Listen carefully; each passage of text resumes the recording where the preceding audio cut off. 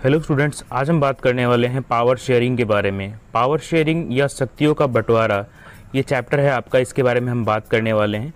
तो power sharing क्यों ज़रूरी होती है, पहले हमें ये जानना होगा कि पावर शेयरिंग हमारे लिए क्यों ज़रूरी है, पावर शेयरिंग से हमें क्या बेनिफिट होता है।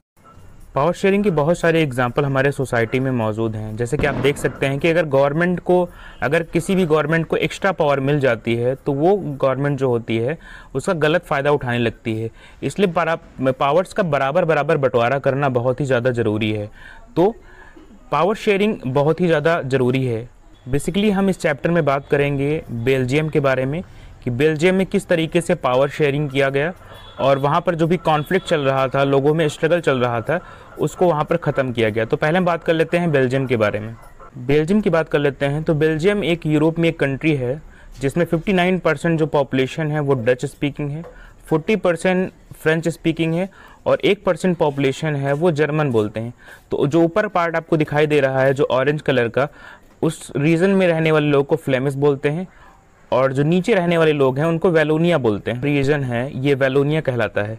इसकी जो कैपिटल है बेल्जियम की वो ब्रसेल्स है। तो यहाँ पर आप देख रहे हैं कि किस तरीके से लैंग्वेज का डिफरेंस है यहाँ पर, कि जो बेल्जियम कंट्री है उसमें डच बोलने स्पीकिंग वाले ज़्यादा हैं, 59% है, और फ्रेंच बोलने वालों की संख्या सिर्फ 40% है। एक ही कंट्री में यहाँ पर लैंग्वेज को लेकर इतना बड़ा डिफरेंस है, आप देख सकते हैं। तो इनके हम कुछ केस स्टडी करते हैं बेल्जियम की। यूरोप की एक छोटी सी कंट्री बेल्जियम, जो कि अपनी जो बॉर्डर्स है फ्रांस, नीदरलैंड, जर्मनी, लग्जमबर्ग के साथ शेयर करती है, और इसकी कैपिटल जो बेल्जियम है। सो इसमें जो अपर पार्ट में जो आप येलो पार्ट देख रहे हैं वहाँ पर रहने वाले लोगों को फ्लेमिश बोलते हैं। इनकी पॉपुलेशन 59% थी और ये सभी लोग डच बोलते थे। जो नीचे का पार्ट आपको दिखाई दे रहा है वो वैलोनिया है। यहाँ पर 40% पॉपुलेशन है और यहाँ के लोग फ्रेंच बोलते हैं, और 1% पॉपुलेशन जो है वो जर्मन बोलने वालों की थी। तो आप देख रहे हैं यहाँ की जो ब्रुसेल्स है, जो इसकी कैपिटल है, उसमें 80% पॉपुलेशन है, जिसमें फ्रेंच बोलने वाले 80% है और 20% ही यहाँ पर डच बोलने वाले हैं। तो जैसा कि आप देख रहे हैं, डच बोलने वालों का कंट्री में तो इन्फ्लुएंस है, बट जब बात कैपिटल की बात आती है, ब्रुसेल्स की बात आती है, तो इनकी पॉपुलेशन काफ़ी ज़्यादा कम होती है। तो ये उनका डिफरेंस एक बेसिकली एक लैंग्वेज को लेके, एक एथनिक कंपोजिशन उनकी इतनी ज़्यादा डिस्टर्बिंग होती है, जिससे उनमें काफ़ी सारी प्रॉब्लम्स क्रिएट हो जाती है। बेल्जियम की टोटल पॉपुलेशन जो है, इसकी टोटल पॉपुलेशन 1.15 करोड़ है। ये इसकी टोटल पॉपुलेशन है 1.15 करोड़, जिसमें डच 59%, फ्रेंच 40% और जर्मन बोलने वाले 1% हैं लोग। ओके, और इसकी टोटल पॉपुलेशन 1.55 करोड़ है। इसकी टोटल पॉपुलेशन हमारे इंडिया में जो हरियाणा एक स्टेट है उसकी पॉपुलेशन के इक्वल है। ओके, सो बेसिकली ये यूरोप की एक कंट्री है बेल्जियम, जिसकी कैपिटल जो है वो है ब्रुसेल्स। ब्रुसेल्स इसकी कैपिटल है। Okay, and it is smaller in area than the state of Haryana.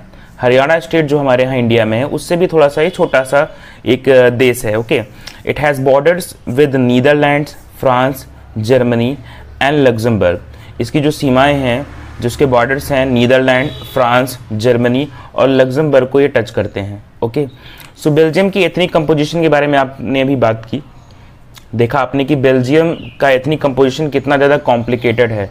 उसकी पॉपुलेशन को लेके कितना ज़्यादा, पॉपुलेशन और उसकी लैंग्वेज को लेके कितना सारा डिफरेंसेस आपने देखा यहाँ पर। ठीक है, तो उसके बारे में पहले ही बात कर चुके हैं। तो आप देख रहे हैं कि उससे रिलेटेड जो भी क्या प्रॉब्लम वहाँ पर इवॉल्व होती है वहाँ से, उसके बारे में हम बात कर लेते हैं। Tension between the French and Dutch community, इनमें समस्याएं क्या थी, क्या प्रॉब्लम्स थी।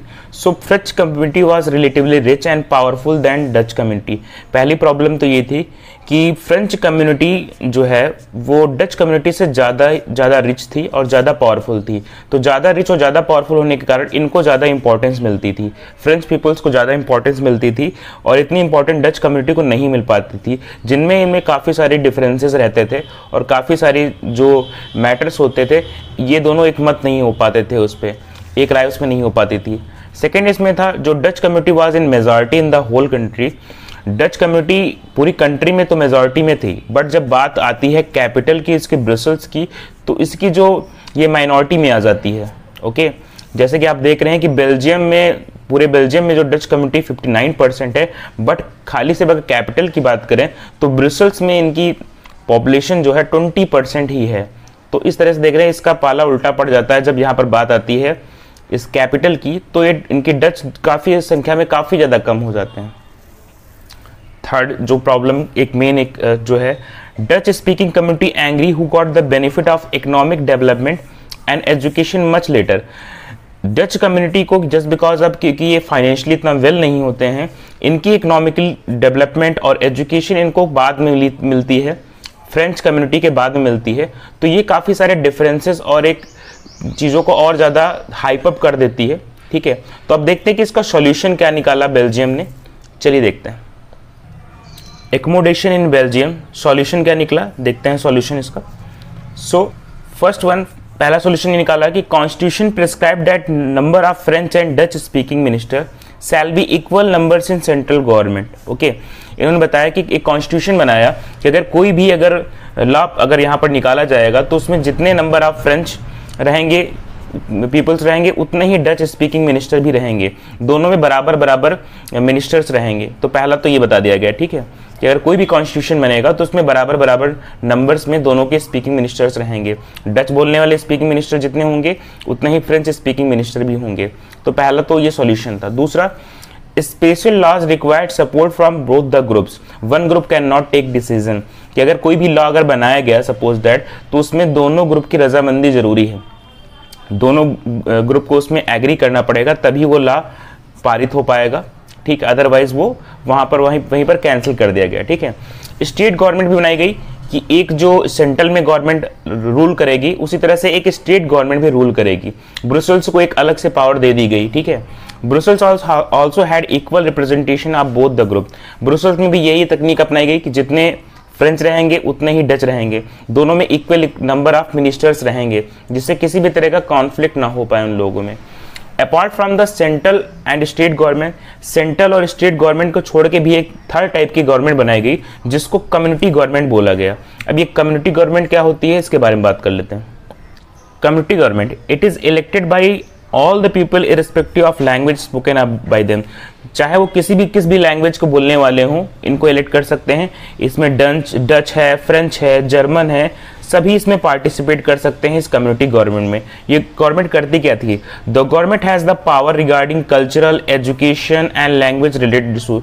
अगर कोई कल्चरल, एजुकेशन या लैंग्वेज रिलेटेड इशूज़ हैं तो उनमें इस कम्युनिटी गवर्नमेंट के पावर होती थी। तो तीन तरह से इन्होंने यहाँ पर अपनी पावर की शेयरिंग की, सेंट्रल लेवल पे, स्टेट गवर्नमेंट पे और कम्युनिटी गवर्नमेंट बनाई। ठीक है, तो इस तरीके से इनकी प्रॉब्लम जो है वो कॉन्फ्लिक्ट है वो ये सॉल्व हो गई। तो इसका सोल्यूशन क्या निकला तो आपने देख लिया। अब देखते हैं इसका रिजल्ट क्या निकला। Result of power sharing in Belgium. So Belgium का ये मॉडल जो है काफ़ी ज़्यादा वर्क किया, अच्छे से वर्क किया। So Belgium model has work well, it help to avoid the conflict between the two major communities, जो डच और फ्रेंच कम्युनिटी थी, and a possible division of the country on linguistic basis. और linguistic basis पे इन्होंने अपनी power की sharing कर दी। ठीक है, और इसे काफ़ी सारा फायदा मिला। ठीक है, बेल्जियम में। So Brussels was chosen as the headquarters of the European Union. इसके बाद में यूरोपियन यूनियन ने ब्रुसेल्स को अपना हेडक्वार्टर चुन लिया। ठीक है, तो आप देख रहे हैं किस तरीके से पावर शेयरिंग जरूरी थी, किस तरह से शक्तियों का बंटवारा कर लेने से जो बेल्जियम में जो कॉन्फ्लिक्ट चल रहा था, काफ़ी वर्षों तक जो कॉन्फ्लिक्ट चला, तो आखिरकार वो एंड हो जाता है। तो पार्ट फर्स्ट में हम आज यहीं तक बात करते हैं। अगर वीडियो आपको अच्छा लगा हो तो इसे लाइक करें, शेयर करें, सब्सक्राइब करें। पार्ट 2 में हम पावर शेयरिंग श्रीलंका की बात करेंगे।